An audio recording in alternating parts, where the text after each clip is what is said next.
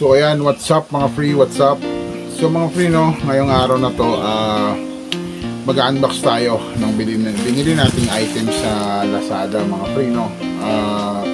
Itong item na to binili ko hindi na para sa akin no, kundi para sa mga nanonood sa atin kasi isa itong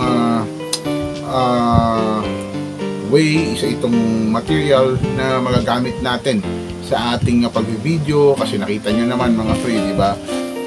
Naging hilig ko na rin ang pag-video, although cellphone pa lang ang gamit natin sa ngayon. So kumuha ako nag-isip ako ng way para kung paano ko ma-deliver sa inyo ng maayos yung video na hindi umaalog, hindi siya nag-blurred kasi pag nilalagay ko lang sa cellphone holder ng motor mga free medyo maalog siya.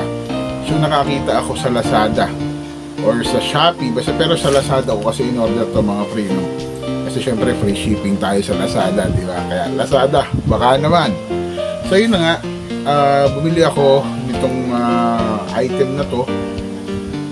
Subukan natin no. I-unbox muna natin para lamang sa inyong kaalaman kung ano nga ba talaga itong item na binili natin. Gagawa na rin natin ng review mga prino. Tama-tama bukas mag-rides daw kami. Subukan natin agad. Para ito kasi sa mga wala pang kakayanan na makabili ng cellphone mga free or ng camera, GoPro or any action camera no. So ayun nga mga free no, para ito sa mga tao sa mga tulad natin na gustong mag-vlog pero wala pang kakayanan na bumili ng action camera. So isa itong instrumento na magagamit natin sa pagbablog nang hindi natin kailangan pa ng mamahaling mga camera or kahit ano, di ba? So para ito mga free sa mga katulad ko na nagsisimulang mag-vlog nang hindi pa kayang bumili ng mamahaling action cam mga free, di ba? So good thing din kasi gumawa ang China ng ganitong klaseng mechanism or material para sa photography, pag-video, di ba, na ilalagay mo dito sa katawan mo. Chest strap siya mga free no. So ito nga pala yon mga free. Okay.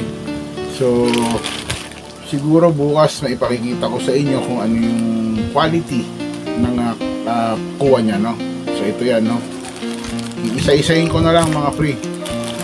Tapos balikan ko kayo ulit, update ko kayo sa quality ng pagkuha ng video no habang nakasuot siya sa chest natin.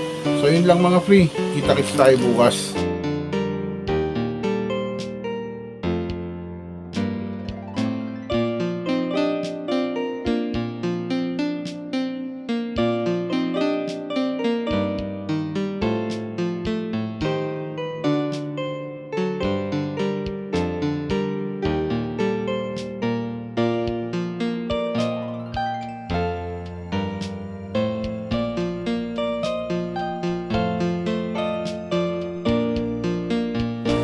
So ayun, what's up mga free ngayong araw na ito, nandito nga tayo sa Marilaki Highway no.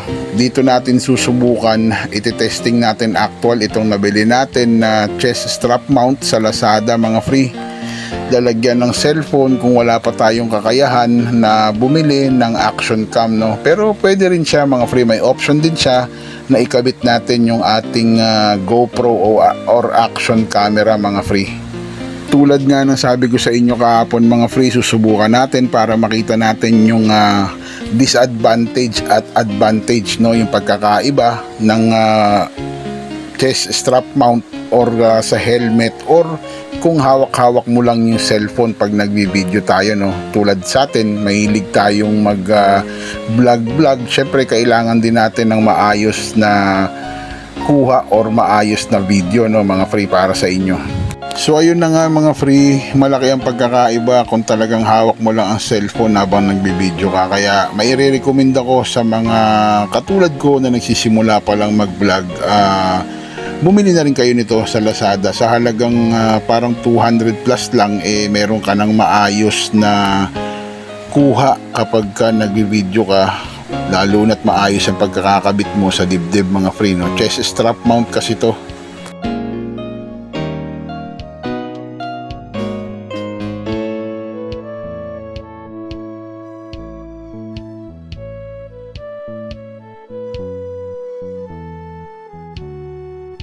So ayun mga free, medyo malayo-layo na yung narating natin sa pagtitesting natin na nitong chest strap mount na para sa cellphone, no? Pero ang nakikita ko is maayos naman talaga. Maayos yung kuha ng video niya, hindi siya ganun kaalog. Kung ikukumpara mo na hawak-hawak mo lang yung cellphone or hawak ng backride mo yung cellphone. So sabi ko nga kanina, i-recommend ako sa inyo ito mga free sa halagang 200 plus lang, may maayos ka ng video. So ngayon mga free, pabalik na tayo dun sa pinanggalingan natin, no? Nag-aantay na dun yung pamilya natin at may pupuntahan pa tayo.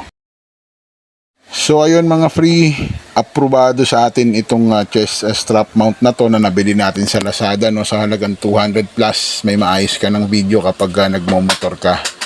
So bago natin tapusin tong video na to mga free, pa-like, share and subscribe na lang kung nagustuhan nyo tong video na to. Hanggang dito na lang mga free, kita-kits sa mga susunod nating video. Peace out. And syempre mga free, ingat lagi sa biyahe. Riding my bike like I'm too young to try.